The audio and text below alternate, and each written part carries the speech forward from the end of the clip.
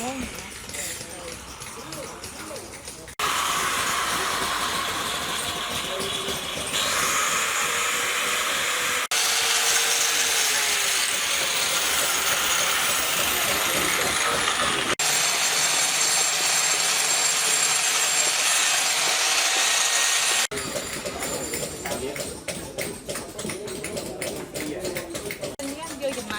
ខែបានរួចខ្លួននេះមួយដោយសារអីយើងចេះមើលខ្លួនទាំងអស់យើងប្រើប្រាស់ដោយសារបោះចាំវាឡើងហើយបើដូចជាខាងកើតនេះសាកនេះ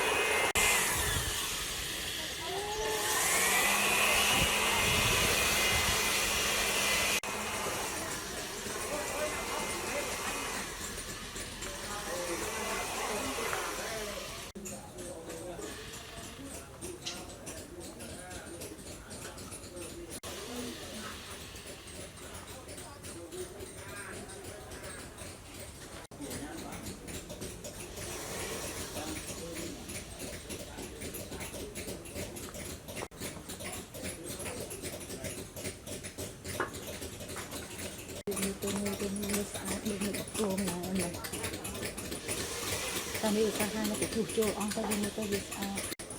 ตอนนี้ใส่แค่ตะขอเป็นรอเลยนะคือเลยถูกกลมใบเนี่ยมาจัดเจ้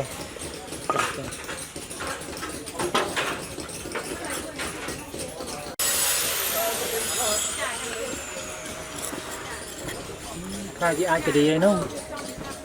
ดีค่อยอัดใบ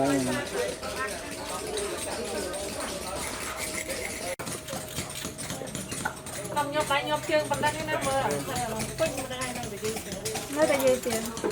chắc mấy bắt cả hai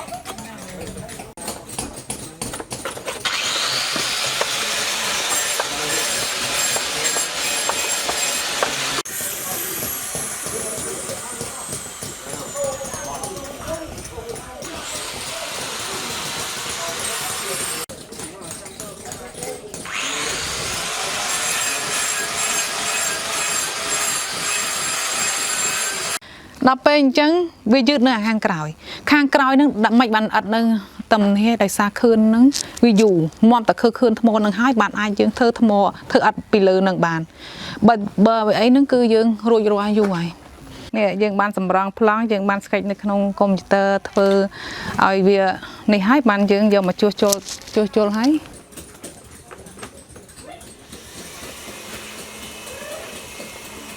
ជំរាបសួរនាងខ្ញុំឈ្មោះឈុនរតនាជាមន្ត្រី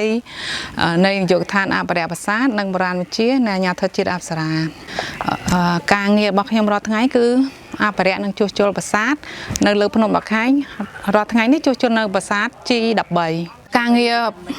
ប្រាសាទ G13 នេះគឺខ្ញុំបានរួចរាល់ក្នុងដំណាក់កាលទី1ហើយគឺពីខឿនទៅខាងលើ5ម៉ែត្រដំណាក់កាលទី1រួចរាល់ហើយនឹងឆ្នាំក្រោយយើងនឹងធ្វើដំណាក់កាលទី2ពីផ្នែកផ្ដាយរហូតដល់កំពូលប្រាសាទក្នុងដំណាក់កាលទី1នៃការងារជួសជុលប្រាសាទលេខ13នេះគឺថាប្រាសាទទាំងមូលនេះមានសភាពពុកផុយខឿនហើយនឹងជាងឥដ្ឋហើយតាមស្នាមហើយទាំងខាងជើងទាំងខាងត្បូងហើយខឿនទាំងអស់គឺអត់រឹងមាំហើយពួកខ្ញុំបានជួសជុលពង្រឹងខឿនជុំវិញប្រាសាទទាំងម្ដងចំណែកឯខឿនខាងលិចនេះគឺយើងបានប្រើប្រាស់ថ្មខឿនជាថ្មភក់ដោយសារខឿនខាងលិចនៅសល់សាកស្នាមថ្មខឿនចំនួន11ដុំអញ្ចឹងពួកយើងក៏បានសម្រេចចិត្តធ្វើជួសជុលប្រាសាទនេះឲ្យវាមានរូបសភាពដើមឡើងវិញឲ្យវាមានភាពរឹងមាំដើម្បីទប់លំនឹងរបស់ប្រាសាទនេះឡើងវិញហើយជំហានទី1នេះគឺយើងបានដកតំណុលខាងកើតខាងលិចខាងជើងគឺយើងបានដកឈើទល់ទាំងអស់ហើយប្រាសាទនឹងអាចឈររឹងមាំដោយខ្លួនឯងបាន ពីមុនប្រាសាទជី13ហ្នឹងគឺថាมันអាចឈរដោយខ្លួនឯងគឺប្រាសាទមួយដែលត្រូវការទល់ត្រូវទាំងខាងមុខខាងក្រោយខាងលិចខាងជើងទៀតពេលដែលយើងបានក្រោយពីការងារជួសជុលគឺសម្រាប់ថាប្រាសាទគឺអាចឈរនឹងដោយខ្លួនឯងហើយមានអារម្មណ៍ថាប្រាសាទហ្នឹងគឺរឹងមាំនឹងអាចឲ្យកូនចៅចំនួនក្រោយអីបានឃើញអីទៀតហើយនឹងបានបើកឲ្យភ្ញៀវទេសចរអីបានឃើញតែពេលដែលប្រាសាទយើងបានរឹងមាំហើយវាខុសនឹងការមុនគឺប្រាសាទទាំងអស់ហ្នឹងរលុះតាមពីជើងក្រោម